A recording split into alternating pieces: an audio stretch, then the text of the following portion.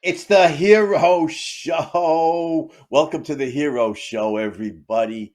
Starring the irrepressible Andrew Bernstein and the Roebling-esque Robert Begley. I am Andrew Bernstein, and you are indubitably Robert Begley. How you doing today, Robert? Doing great, Andy. And you planted that seed for the hero we're going to cover today, the family. If we look at human history, at different achievements, there's one that symbolizes America, what I would say America more than any other, because it includes art, science, and business. It puts all three of them together. And I'm super excited to talk about this achievement and the people behind it today. Right, right. And the driving force behind it, of course, was John Roebling.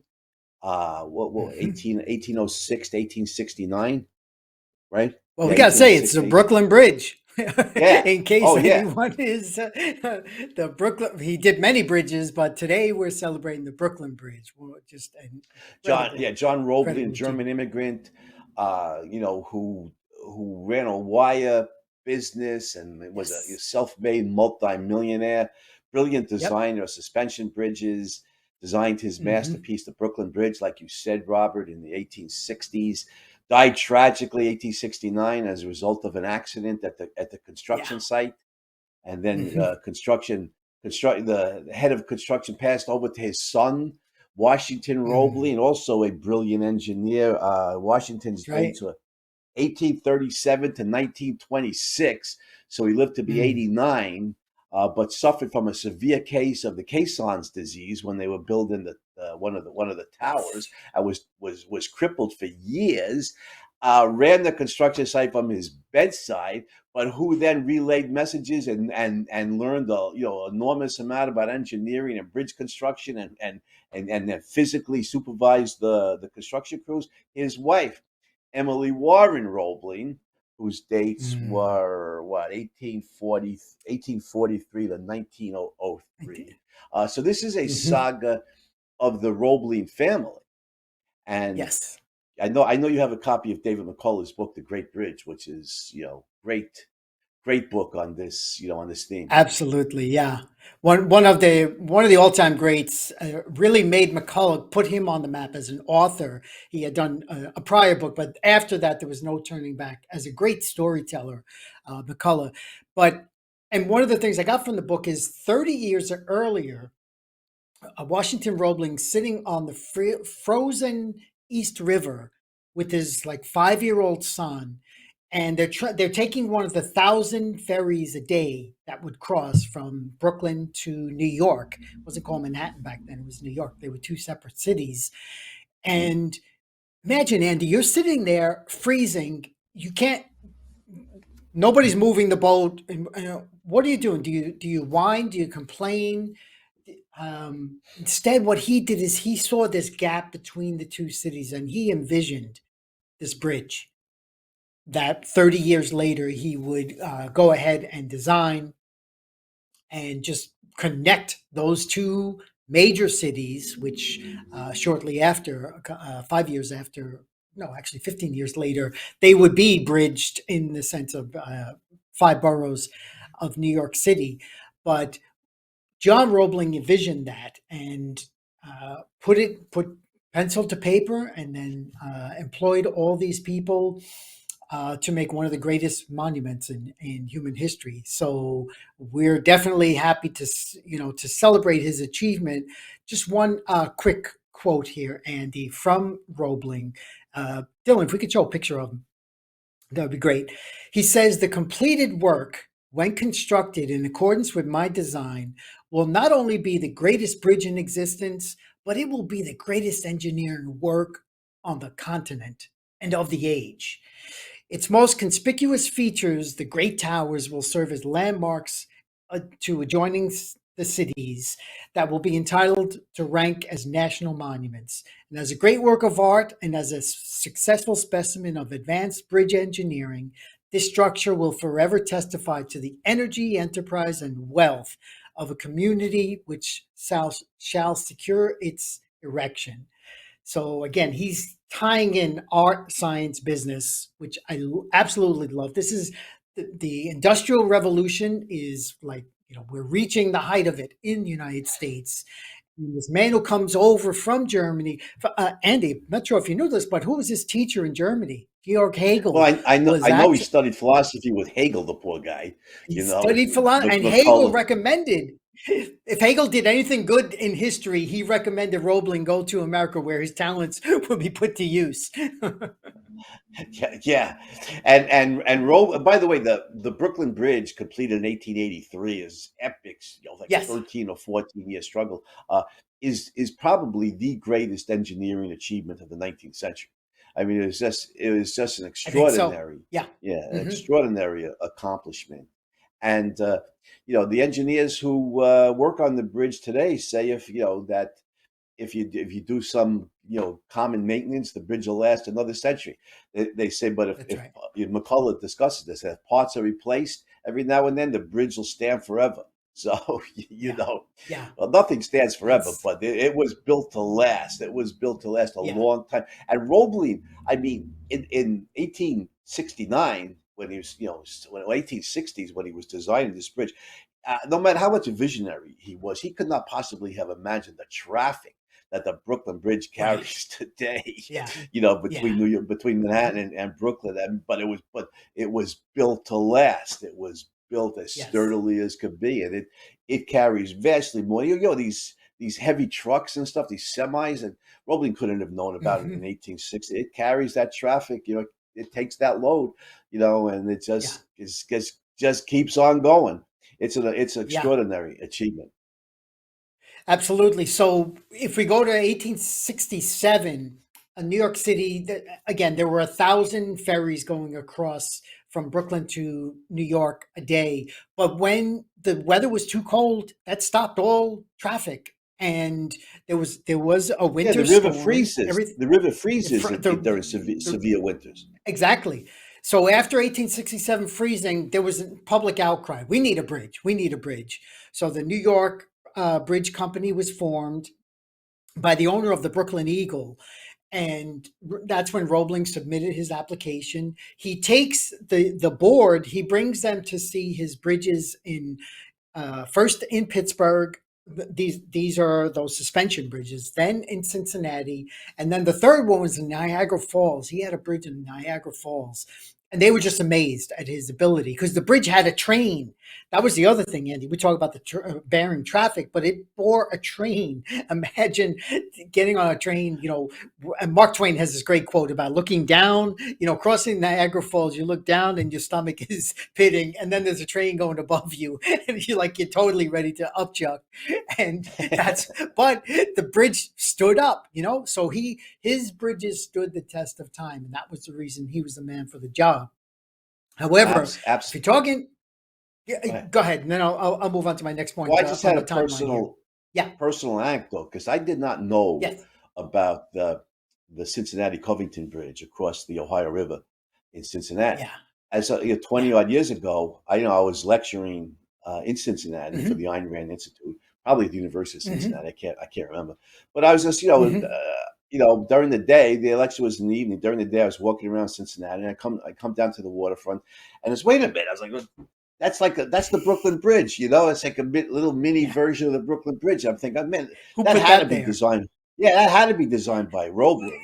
So I went and Yeah. looked at the plaque, and sure enough, John Roebling had Yes. designed this bridge, Yeah. across the Ohio River. I think in the 1850s, when he That's right. designed it and started construction Uh, before the Civil War. no, actually, 1860s, because Washington, when we get to his bio, as soon as the Civil War, shortly after Gettysburg, Washington actually oversaw. So it was after 1865 that Washington Roebling oversaw the construction Okay, of Cincinnati. But still, this is a long time ago, and it's 15 solid, 15 years before Brooklyn Bridge was completed. But if we go to right. to the context of New York City, okay, so there's this outcry. We have to build this bridge. Washington Roebling submits his design, his application. He's got this wire company that is going to supply. But New York City has politics. And if anyone who knows about the 1850s in New York City, who was the man who ran the scene? You couldn't do Was that anything. Boss Tweed? Was that Boss That Tweed's is era? right. Without Boss Tweed, if we could show, there's a good Thomas Nast made his living drawing illustrations of Boss Tweed. Dylan, if we could show that image of the fat, yep, this is it. Counting, There's- in counting, there is strength. Here's this man that's the standing old right in that's the front old of, vote that's the old vote early and vote often mantra, right? Of exactly. these corrupt So big city politicians. totally. And this man, you couldn't do very much, especially in public with public money. The amount of money this man stole from New York taxpayers is, it's like 40 million back then in time. So this is millions and millions, much more. So, but Tweed, fortunately, he had a short, his impact was short lived in this. He got some free stock, like 15,000 shares of stock, something like that. And he went away and was not a factor in which is one reason the thing proceeded forward. But that was one of the obstacles to deal with. So that's man-made obstacles. Then there's the other man-made obstacles was these ferry services did not want competition. They didn't want competition, so they would go to people like Boss Tweed to figure out ways to eliminate competition.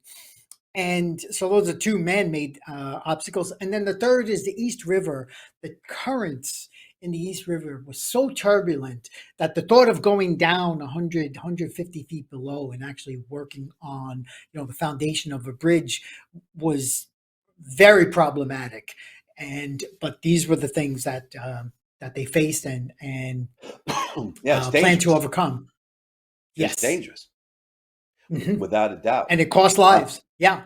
Yeah, yeah, and ruined Washington Roebling's health. He suffered from the effects of Caisson's disease, I think, for the rest of his life, certainly for decades later. Interesting, Yes. though, he lived to be almost 90, Yeah.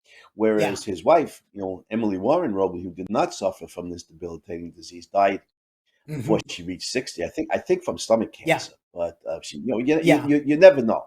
And cancer Right. is no respecter of age or genius No. or integrity or whatever. But anyhow, we should say before we get to the bridge itself, Yeah. John Roebling, um, John Roebling developed this, this factory, this business to create wire, metal wire. Was it copper? I forget. Was it copper wire or I forget what Steel. metal? So was it steel wire? All Yeah, right. steel. Yeah, Okay. very thin, but Okay. steel. Hmm. Okay, steel wire, which was an innovation Yes. in those days, and his company, John Roebling and Sons, developed the wire not only in the Brooklyn Bridge, but later on for the Golden Gate, for the George Washington Bridge, and you know. John Roebling was a self-made multi-millionaire in the mid 19th century from his business, and Yeah. that was very unusual. That's an enormous amount of money in the mid 19th century, and John Hmm. Roebling, one of the early business millionaires in this country. So we That's we, right. we should mention it. Um, Yeah. by the way, Robert, I just happen to have a copy of his book here with me, just by chance. You know the the Me the too, the, by yeah, chance here as well. the, And the capitalist. the image of the bridge, Brooklyn Bridge, is not as prominent as the Twin Towers. But Andy, if we jump out of order here, when I ran the New York Hero Society, the policy was when Andy Bernstein writes a new book, we're doing a walking tour over the Brooklyn Bridge into juniors in downtown Brooklyn, having a big meal topped off. I get cheesecake, you love that chocolate cake, right? And then we walk it Yes. off by coming back over Manhattan. And we did this many times. I got it personally. I've led dozens of walking tours over the bridge. When I was training for New York City Marathon, I would run over it once a week. I know this bridge like the back of my hand, and I never ever take it for granted. But Yeah. yeah, go ahead, Yeah, Tom. it's Say your piece. extraordinary. Yeah, I've been across the Brooklyn Bridge many times also. Many of those times with you. But if I remember correctly, on the Brooklyn Tower, there's a plaque from the Brooklyn Engineering Society honoring Emily Yes, Warren Roebling. all This was put three. up in like a night, Yeah, huh? But also yeah, all three of Emily them. Warren Roebling. Yeah, Mhm, right. mhm. 1950s, before political correctness, before woke culture. Yes. So Emily Warren Roebling deserved this, and it's fascinating because David McCullough's great book, The Great Bridge, he talks about this. She had no formal schooling in engineering, but she No. was a No. brilliant woman, and Hmm. and she talked a great deal with her father-in-law, John Roebling, her husband, Washington Roebling, and she learned an enormous amount of engineering. In fact, they say John Roebling was a curmudgeon. He was a tough guy to get along with. He Yeah. was a taskmaster. Yeah. He was a workaholic. He Yep. never took a day off in his entire adult life, according to No. McCullough. And he didn't get along well with people. But he loved his daughter-in-law. He loved Emily Warren, and he says he saw her Yes. intelligence and her curiosity and Hmm. and Emily Warren Roebling was surprised that people couldn't get along with her father-in-law. She said, I don't remember her exact words, but she said something. He's a pussycat. He's a sweetheart. Well, when you're when you're an attractive, charming woman with a brilliant mind who's Yeah. fascinated by the Hmm. work that John Roebling does and wants to learn, well, then yeah, you can see why he was so attached to his daughter-in-law, Yeah. and where she went. Let's put it this way, uh, you know, John Roebling studied in Berlin in part, like you said with Hegel. Washington Roebling Hmm. studied at Rensselaer Polytechnic Institute, which is in West Schenectady, I think, in the Yes. Albany area. Emily Yes. Warren studied at the Roebling Institute of Advanced Engineering. That's That's where right. That's Emily right. Warren studied, and Yeah. she got a master's degree. I want to read a section from the Graduated. Kaplan. Yeah, Yep. Go she ahead. graduated summa cum laude. That's All right. right. During the years that steel and concrete buildings tall enough to scrape the sky were conceived, is the 1870s, and at a time when Trinity Church was still the tallest structure in New York City. That's that's just boggled my mind when I read that in Yes. McCullough's book, The Yes. Great Bridge, because he has Hmm. an artist depiction looking at Lower Manhattan from the Brooklyn Tower, 1870, Hmm. 1876, maybe 1870s. And Trinity Church Yeah. is the tallest structure. There are no skyscrapers yet in New Amazing. York City, Yeah. but they're Hmm. shortly to come. Um, John Roebling perfected the design of suspension bridges and began his masterpiece, the Brooklyn Bridge. Roebling, a German immigrant who had studied philosophy with Hegel in Berlin, founded a Trenton, New Jersey factory manufacturing iron wire, which later became the first American firm to produce steel wire rope. He was an inventor as well as an engineer and designed. I get most of this information from McCullough, Hmm. and designed every piece of machinery in his mill. Known to friends and acquaintances as a man of iron, he worked inexhaustibly, never owned himself beaten, regarded illness as a moral offense. Yeah, I love that. John Roebling Yep. regarded illness as a moral offense and refused to rest. In all his working life, John Roebling had never been known to take a day off. He earned a fortune from the company that he created from nothing. He was a millionaire in the 1860s and built bridges and aqueducts across the Northeast.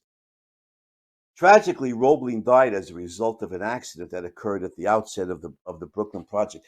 Yeah, he was surveying a pier, wasn't it, when a ferry boat, Yes. ferry boat came in. He was too close. It crushed his foot. He wanted to use water treatment for it, if I recall. He refused Yeah. medical treatment, and he died. Unfortunately, yeah. Yeah, 3 weeks died from later, yeah, tetanus. he Yeah, it was refused actual medical, Western medical treatment and just went with this hydrotherapy, which was, you know, I don't know if that was a Hegel influence, but there was a bit of a mind body split here between yeah, reason and science. And then in medicine, you just kind of toss it out the window. yeah. 3 weeks' He time, was he's gone. yeah, and tetanus is a horrible way to die, but Yeah. he was such a Hmm. brilliant engineer, but it just didn't carry over to medicine, like you said, Robert. And many in a century later, Steve Jobs, Steve was Jobs, had a exactly same thing. Yep. Yeah. somewhat This similar is the problem. All right. importance of integration in philosophy, right, Andy? Yes, yes, yes, absolutely right. So Washington, his son Washington and daughter-in-law Emily Warren Roebling carried the monumental undertaking to fruition. So I could go on with this, but I don't I don't use up a lot of Yeah. time. But like we said before, the Brooklyn Bridge carries, it's New York City. It carries an enormous Yes. amount of traffic, and it's like the Energizer Bunny. Yeah. He takes a licking and just keeps on thinking. The Yep. bridge was built to last. So so okay. So John Roebling Would dies, John Roebling right? dies. So now could we show Dylan, if we could show his son, and there's an important quote. Talk about independence, Andy. Here's the virtue of independence.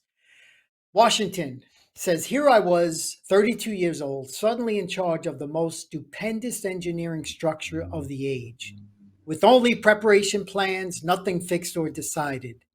The prop upon which I leaned, my father, has fallen. Henceforth, I must rely upon myself." So this is his job now. It's fallen onto him. He's 32 years old. There's infighting on whether they should just get rid of him and bring an outsider. Sadly, the board, there were some political machinations within the board. So and again, Tweed had some element, but there was a competitor who wanted to do wire as well, and they did give the competitor a contract, and it was inferior wire, and it was there were that was one of the many things that set back why this took 14 years. But Washington took over, and as you said, he notices other workers are getting what they call the Benz Caisson's disease, and um, he's bedridden after it. He's Oh yeah, overseeing from a for a long telescope in time, his in. right? Yeah, he's got a Yeah, telescope in his Brooklyn apartment looking at the stuff, but then giving his wife all of these instructions, and then she learns, when he's completely willing to hand over to her the physical in person day to day operations, and she was a doll to deal with. But a quote about her, he says, "At first I thought I would succumb, but I had a tower to lean upon, my wife, a woman of infinite tact and wisest counsel." I mean, imagine the confidence in having someone like that you could hand this over to. yeah. Again, this is You 1860s. you're This is gonna out of deal. Atlas Shrugged. Yeah, no, you're going to deal with a bunch of construction workers. They're a rough crowd, Yeah. especially back then. And for a woman, like Dagny Taggart, and not like you said in Atlas Shrugged, Dagny Taggart she's such Yeah. a brilliant engineer. She runs the railroad so effectively. All the men on the railroad just respect her enormously. Well, Emily Warren had to win their respect. Of all of That's right. this rough hewn crowd of construction workers who knew that they're like Mike Don in the Fountainhead. But Yeah.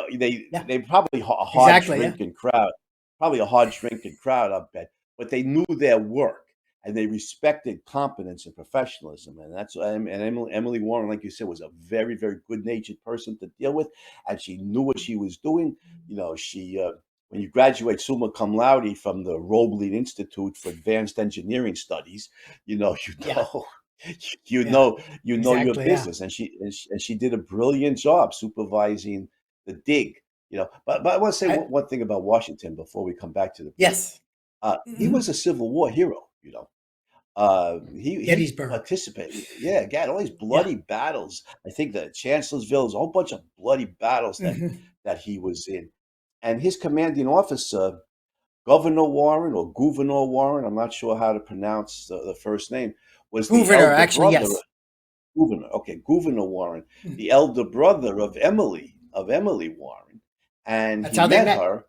Yeah, Yeah. met Mhm. her at an army dance, and of course that had very beneficent consequences. But Gouverneur Warren was an interesting character because he knew and respected the intelligence and the capacity of his younger sister, and supported Yeah. her efforts, to get an Yeah. education, and so they were close, evidently, Gouverneur and Emily Warren. Mhm. So it's a fascinating group of visionary people, who see the bridge Yes.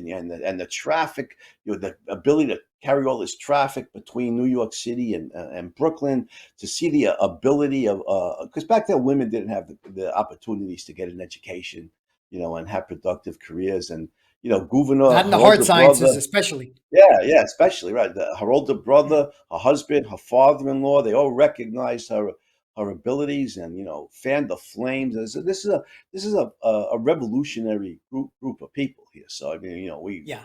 they really do deserve a spot on the hero show.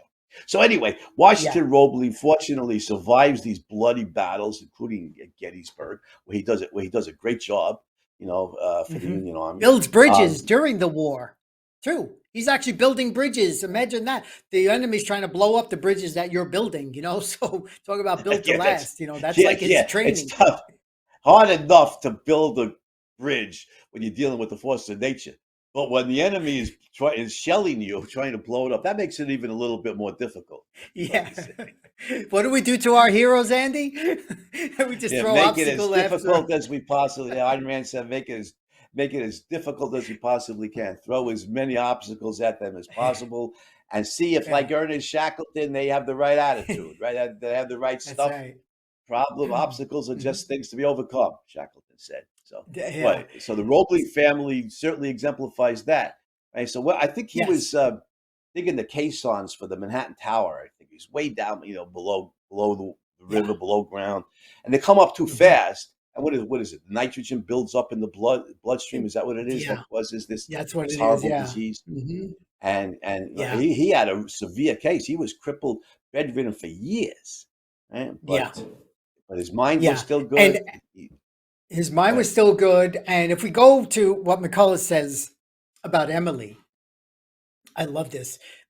He says, in truth, she had by then a thorough grasp of the engineering involved. She had a quick and retentive mind and a natural gift for mathematics, and had been a diligent student long before her husband was incapacitated. Diligent school student in the Roebling School of Engineering, right, Andy? Yes, As you yes, just which is said. a very, which is a world class engineering school. Exactly. Yeah. I mean, dealing with him, dealing with the father-in-law, as you said, a taskmaster, never took a day off in his life, and then sadly dies within a 3-week period. Now the burden's thrown on his 32-year-old son. He gets incapacitated. She steps in. It's like the baton. For just okay. Here's your chance to be a hero. Here's your chance to shine. And just Yeah, over and the over son, again. and the son is 32 at the time. Well, Emily is 6 years younger than him, so I mean she's Yeah, that's 26. right. So I mean Yeah. she's running this project when she's a young woman. Right? Yeah. Yeah, and so more and more There obstacles she they there deal she with. Yeah, is. thank you, Dylan, for showing her. This is she didn't really run the engineering plans dressed like that, but I think. when they did finish it, 1883, despite all the obstacles, they did finish it, and she was the first person to what it was like hands down who's going to be the first person to cross the bridge. It's got to be Emily, and she brings a rooster as a significance of success, and holds a party in their home. Her and Washington, who did not was not big on public speaking or ceremony or anything. Couple of the president, a couple of New Yorkers, right? Chester Arthur was the president. He was there. Politicians always, they always want to cash in on these kind of Yeah, oh yeah, landmark absolutely. events. They set Even the obstacles Yeah, that's what I was gonna before say. it's done. Even if they opposed it initially, once it's a success, they're Yeah, gonna horn in, and try and get their share of exactly. credit. Yeah, yeah. But And by the rightfully, way, yeah. Go By the ahead. way, Robert, she carried a rooster. That's not a hen, a rooster. Now that's symbolic because rooster. I'm not sure why she did it. I'm not sure what she was thinking, but in reality, a rooster is a very masculine symbol, Yes. Yeah. and she Hmm. carried this rooster across the bridge. But it shows the kind of uh, tenacity and courage and just a Yes. sheer willpower to get a task done that stereotypically we associate with males, but could certainly Hmm. be, embodied in females as well. And Not limited to them, it, that's for sure. Yep. yeah, Hmm. and it just characterizes the whole Roebling family. They're rooster-like. Yeah. roosters will fight to the Yeah. death to be the king of the That's right. barnyard. And then there's just this toughness of the whole Roebling family, all three of them, male or female, doesn't matter. This mental toughness that they showed Yeah. in bringing this project to fruition is really extraordinary, and it's Yeah. just so praiseworthy. And for a woman Yeah. to do it, in a very manly feel, like I said, you're supervising this rough-hewn crowd of construction workers, and to Hmm. do it as competently and effectively as she did, like Dagny Taggart does in Atlas Shrugged, it doesn't happen. It Yeah. hasn't happened that often, No, in real life. no, and again, this we're talking the 1880s. I mean, that is just it's a different, it's just a different era, different mindset. Let's just switch gears to the doctor, Doctor Smith. Because no one knew what the bends were, no one knew Caisson's disease. That's what. So we talk about this is why we call this a monumental achievement to the human spirit. It's like so many things they overcame so many things, including new kinds of deaths that were not known before. So he's studying it, and his protege Walter Reed, who's known, his name is Oh all over yeah, New York City, if you know that yeah, name. And the yellow fever. The guy who Yeah, treated yellow yeah, fever, right? Yeah. that's right, and but he learned his chops working on the Brooklyn Bridge under Dr. Smith, and he's trying to find out, what is the cause, and as you said, it was being underwater for so long and then coming up too fast. All they needed to Right. do was come up a little bit slower. But one of the things they recommended was no drinking, no alcohol. They wanted the leanest, fittest people.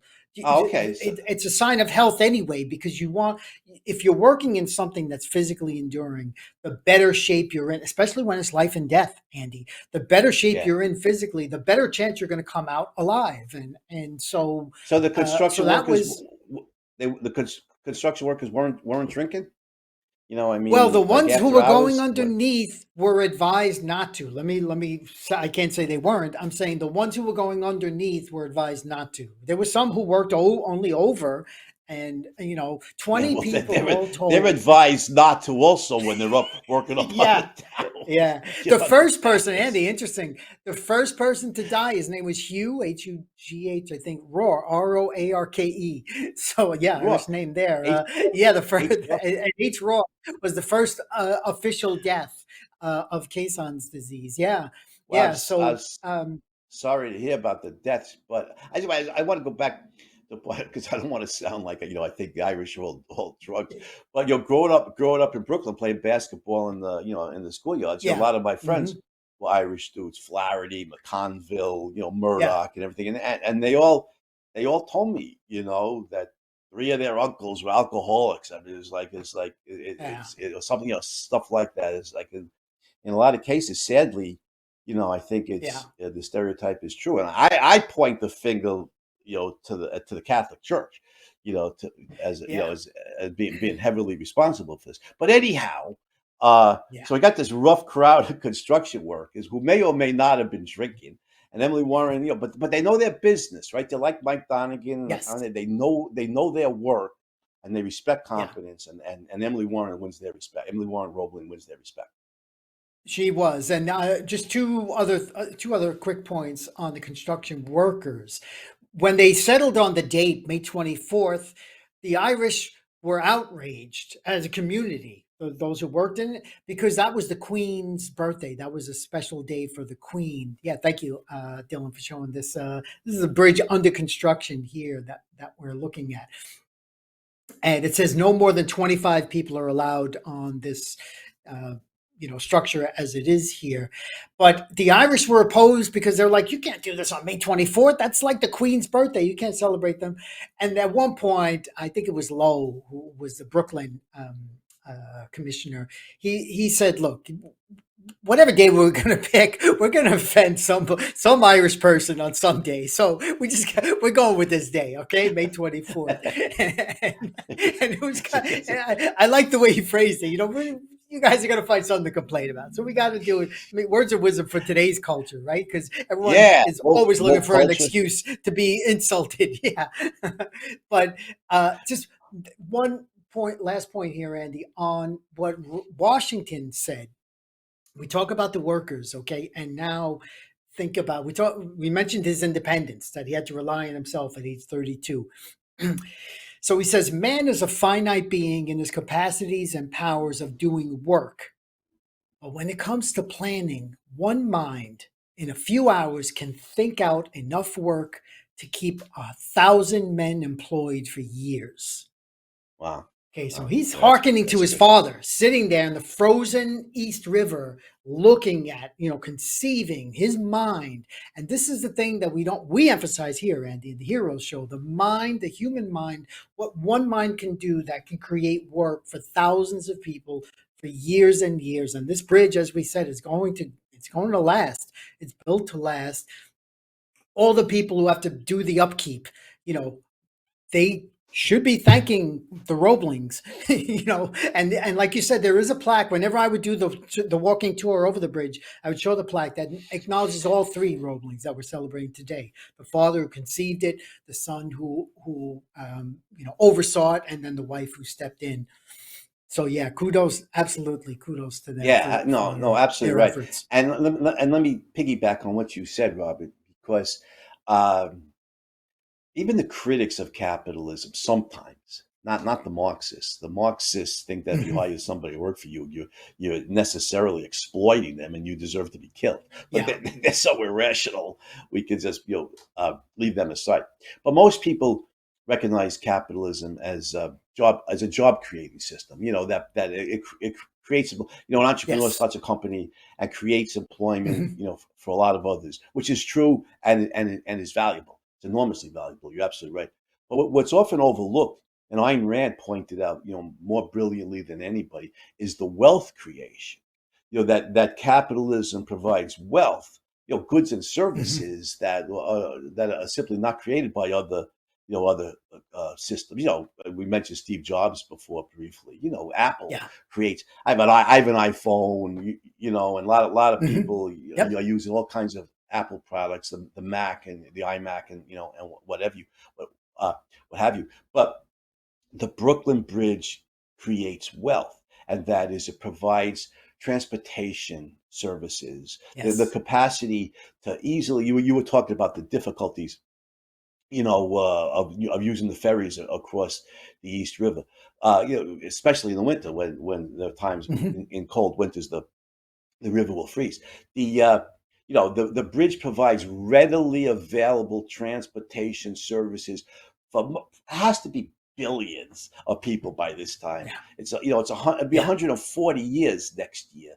Yeah. There's thousands and Yeah. thousands and thousands of cars, trucks, bicyclists, pedestrians, Yep. uh, Hmm. readily available transportation services between these two major parts of New York City, for billions of people, and most of them, overwhelming majority, just take it for granted. They were born into a world where the Brooklyn Bridge was there. But this is wealth. The wealth is Yes. the capacity to get in a car, and drive from here to to see your daughter up in Albany, like I did yesterday for Father's Hmm. Day, and it's Hmm. easy. Wealth is the ability to get on a plane, fly out to Colorado from the East Coast, for a That's conference, right. let's say, to make something. Yeah. Wealth is the ability to, have readily available medical services, and the doctor will prescribe a prescription. You go to CVS and you fill it in 20 Hmm. minutes. And wealth is readily available transportation across this wide, choppy river to do it, conveniently. And Hmm. so the Roebling Company provide wealth, and capitalism more broadly does it. And you know, this Yeah. is this is Yeah. good. It promotes human This life, is and good. promoting human life is the Yeah. good. To put it simply, this is Yep. good. And And if we so, thanks, Andy. If we move on to the art, we talk about the science and the Dylan. Can you just show the bridge in its glory? These two there it is. towers Yeah. that are, these Gothic towers that are landmark entryways to New York City. I mean, if we describe what it's like walking over the bridge, McCullough would say, first of all, this was higher than anyone ever walked. Okay. Before 1883, no human had walked that high above some kind of surface for the full mile distance between the two islands. And um, especially nowadays when my favorite, I would always time it that it would be the sunset. I would come from Brooklyn to Manhattan during the sunset because you see the skyline of Manhattan, and then in the distance you also see the Statue of Liberty, Lady Liberty, enlightening Yep. the world. It's like this is America. We talk about who built America, who are the people, the individuals, yes, it's all types, all different races, but it's the ingenuity, it's the mind that you can come from Germany, from a war-ridden um, land with Hegel as your professor, become a millionaire in the United States, and then build bridges like this that are still, Yes. and have your And offspring continue the right. legacy. The wire company, the Roebling Yes. and Sons, like I said, provided the wire for the Golden Hmm. Gate, the George Washington Bridge. I think for the Otis Elevator Company, which what Yes. was the Elisha Otis's The elevators. birth One of of the the skyscraper, innovations, Andy. I'm sorry. yeah, I'm made sorry. made Last point. skyscrapers made This skyscrapers launched feasible. right there. The Right. cement and the concrete and the wire. This was the birth of the skyscraper. There was no structure taller than this. As you said, it was only the Trinity Church. So the innovations of this achievement, as you said, single greatest landmark achievement, I think, in 19th century Yeah, engineering. I think that's very possible, and I Hmm. think we can wrap it up, with Yeah, this. Um, what flag waves atop the Brooklyn Bridge to towers? this day, yes. To Hmm. this day, it's the American flag because Yeah. it was the freedom of American, the political economic freedom of America, and that, as Ayn Rand points out, it was the nation of the Enlightenment. And the Enlightenment, Yes. perfectly, the essence of the Enlightenment is applied mind power to improving human life on Earth. And the nation of the Reshaping Enlightenment, nature. it, Hmm. yes, to Hmm. promote human life. And it was the nation of the Yeah. Enlightenment that produced that, in which these brilliant minds, the Edisons and the Roeblings and the Wright brothers and the Henry Hmm. Fords, et al., the Alexander Graham Bells, that Yeah. whole bevy or cadre of brilliant innovators came to full fruition Hmm. in America, the freest country in the world, and the nation of the Enlightenment. And I think we could salute. I think we could salute Yes. these towering heroes, Robert. To the entire Great. Roebling family, we say thank you and well done. Well done And indeed. I hope, yeah, well done indeed. Yes, and I hope everybody out there, including us, Robert, we lead have a heroic day. We strive to lead more heroic lives, and we'll be Hmm. back next week on the Hero Show with a special treat. Right, a special. Well, we'll That's keep it right. secret, but a special treat, on the Hero Show next week. So have a Looking more forward to heroic that. day, everybody. We'll see you next week.